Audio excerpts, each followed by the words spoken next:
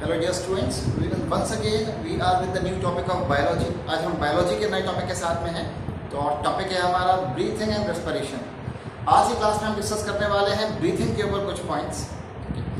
Actually most of them हम में से बहुत सारे लोग समझते हैं कि जो ब्रीथिंग है और जो रेस्पिरेशन है वो एक सी है, सिमिलर प्रोसेस है, बट दोनों ही अलग अलग प्रोसेस हैं। ब्रीथिंग और रेस्पिरेशन रिलेटेड तो हैं, लेकिन दोनों ही अलग अलग हैं। कुछ कॉमन से डिफरेंसेस देखते हैं हम ब्रीथिंग और रेस्पिरेशन में। जैसे अगर हम ब्रीथिंग की बात करेंगे फर्स्ट थिंग, तो उससे पहले हम कुछ पॉइंट्स और क्लियर करते हैं। We know that for the oxidation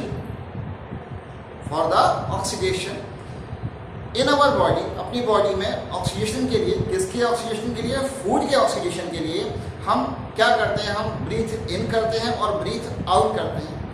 we will breathe इन, हम ब्रीथ इन क्या करते हैं? Oxygen rich air.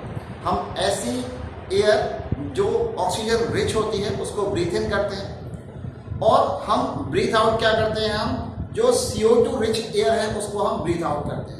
बहुत सारे लोगों को हमने कहते हुए सुना है कि we breathe in O2 and we breathe out CO2। ये गलत टर्म है। हम क्या टर्म सही मेंशन करते हैं? हम मेंशन करते हैं कि breathe in oxygen rich air and breathe out जो है हम CO2 रिच एयर। तो जो ब्रीथिंग है, सबसे पहले तो हम ब्रीथिंग के लिए एक वर्ड यूज करते हैं यहाँ पर। Breathing is a physical process. Breathing जो है वो एक फिजिकल प्रोसेस है, फिजिकल मैकेनिज्म शो करती है। ब्रीथिंग में जो एनर्जी है वो रिलीज नहीं होती। Energy do not release, energy release नहीं होती, एब्जॉर्ब नहीं होती और रिलीज भी नहीं होती। जो ब्रीथिंग है वो एक एक्स्ट्रा सेलुलर प्रोसेस है। एक्स्ट्रा सेलुलर का मतलब होता है कि which is taking place outside the cell, जो सेल के बाहर हो रही है। जो ब्रीथिंग प्रोसेस है it is confined to the certain organs. जो ये प्रोसेस है ब्रीथिंग की वो केवल कुछ ऑर्गन्स के लिए ही कन्फाइंड है।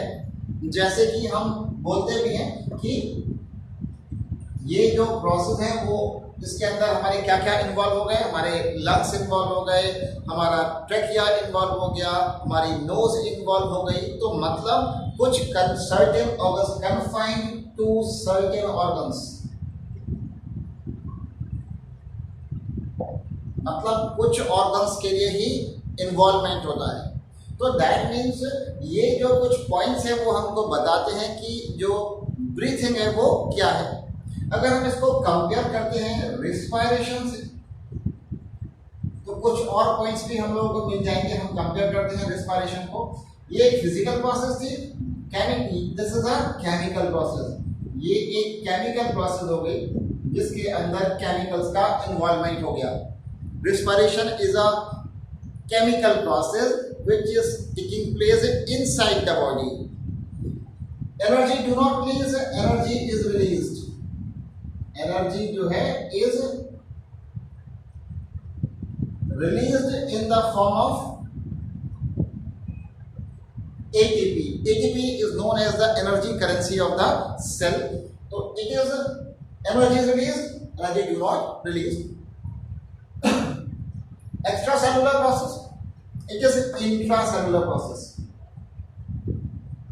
Intracellular process, सेल के अंदर होती है ये process respiration. It is taking place inside the cell.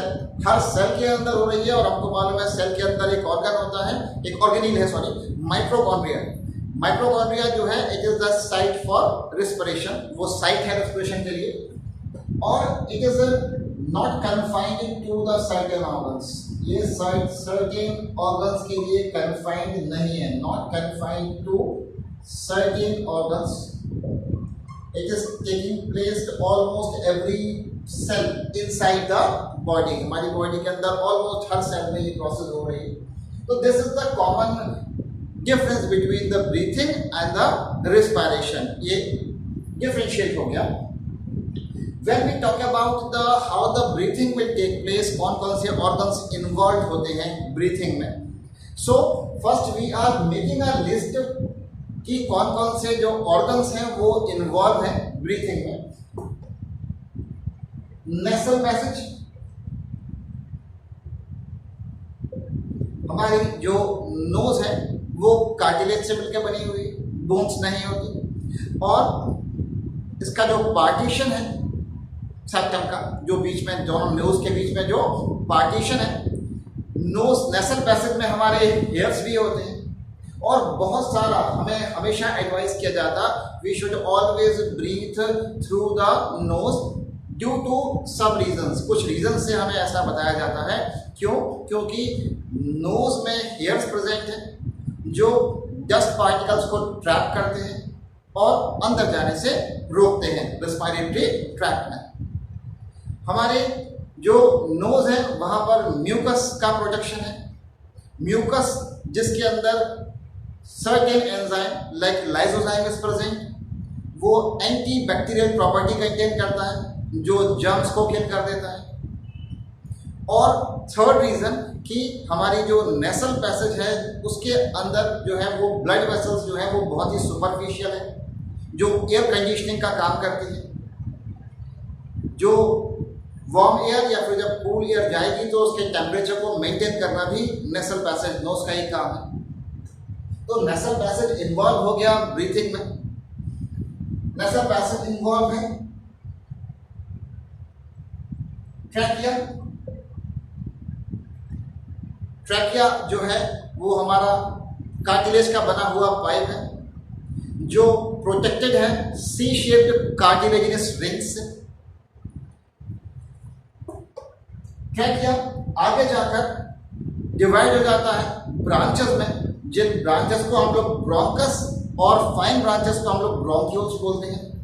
तो हम यहाँ पर मेंशन कर देते हैं ब्रोंकस।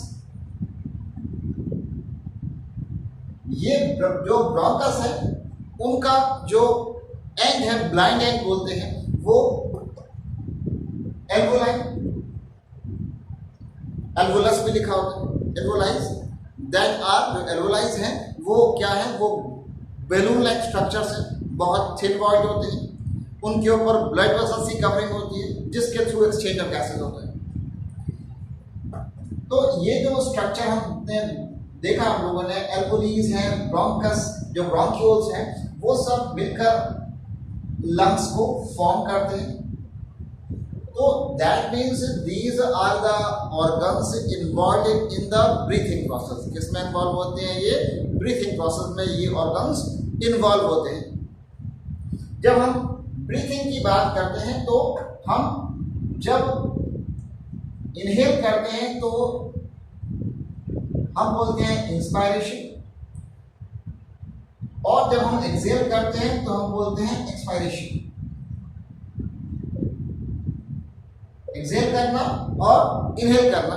जब हम इनहेल करते हैं तो हमारी जो चेस्ट कैविटी है, हमारी जो थोरेकिक कैविटी है, उसके अंदर बहुत सारे चेंजेस होते हैं।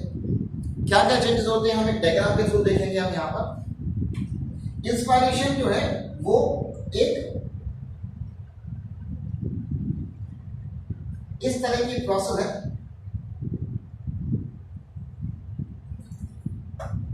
ये ऊपर से इस पर यहाँ पर हम रिब केज की कवरिंग बनाते हैं, क्योंकि हमको मालूम है जो हमारी थोरेकिक कैविटी है वो रिब केज से प्रोटेक्टेड है। जब हम ब्रीथ इन करते हैं, हम ब्रीथ इन क्या करते हैं? O2 rich air. जब हम O2 रिच एयर ब्रीथ इन करते हैं तो हमारी जो चेस्ट कैविटी होती है, हमारे जो लंग्स कह सकते हैं, उनका वॉल्यूम जो है वो इंक्रीज होता है। Volume increases. किसका वॉल्यूम इंक्रीज हुआ? वॉल्यूम इंक्रीजेस ऑफ लंग्स और we can say chest cavity. जब वॉल्यूम इंक्रीज हुआ तो प्रेशर डिक्रीज हुआ। Pressure decreases, volume increases and the pressure decreases. इसका मतलब कि जैसे ही O2 अंदर जाती है तो प्रेशर डिक्रीज होता है और the air will rush into the lungs. Air कहाँ जाती है? लंग्स के अंदर। कुछ और चेंजेस होते हैं। जो हमारे लंग्स होते हैं वो एयर में सस्पेंड नहीं होते हैं, वो एक कार्टिलेज मसल्स का बना हुआ एक बेस वर्क है जिसको हम डायफ्राम बोलते हैं, उसके ऊपर लाई करते हैं।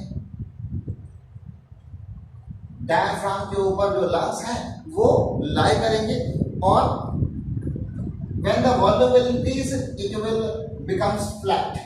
जो लंग्स हैं वो क्या हो जाते हैं नीचे से फ्लैट। जो रिब केज है उनमें भी चेंजेस होता है। रिब केज में क्या क्या चेंजेस होते हैं? रिब केज में रिब केज मूव्स फॉरवर्ड, आगे की तरफ मूव करेगा, forward, upward. So these are some changes will going to take place when the inspiration will take place। जब इनहेल करेंगे तो क्या क्या होगा? जो हमारे लंग्स हैं वो फ्लैट हो जाएंगे और क्या होगा? और चेस्ट कैविटी का वॉल्यूम बढ़ जाएगा। लंग्स जो है उन volume increases and the pressure decreases. जो रिब केज है वो फॉरवर्ड और अपवर्ड मूव करेंगे। In the same way when we inspire तो क्या होगा? अब जो CO2 है it will rush out, CO2 बाहर जाएगी। CO2 बाहर जाएगी तो हम कह सकते हैं जो वॉल्यूम है वो डिक्रीज करेगा, volume decrease of lungs and the pressure increases. Pressure क्या करेगा? इंक्रीज करेगा। Pressure increase, CO2 which air will move out. जो रिब केज है उसमें भी कुछ चेंजेस होंगे। रिब केज जो है वो डाउनवर्ड और ही से एक और वर्ड हम यूज कर सकते हैं कि वो वापस अपनी पोजीशन पर आ जाएगा जिस पर वो था। डाउनवर्ड जाएगा। जो डायफ्राम है वो डोम शेप्ड हो जाएगा, upward, ऊपर की तरफ आ जाएगा। So these changes were going to take place during the inspiration and expiration। तो वीडियोस को पूरा जरूर देखिए और इसके बाद का जो पार्ट है वो हम नेक्स्ट वीडियो में शेयर करेंगे। वीडियो को शेयर जरूर कीजिए, वीडियो को लाइक जरूर कीजिए जिससे नेक्स्ट अपडेट आपको मिलते रहे।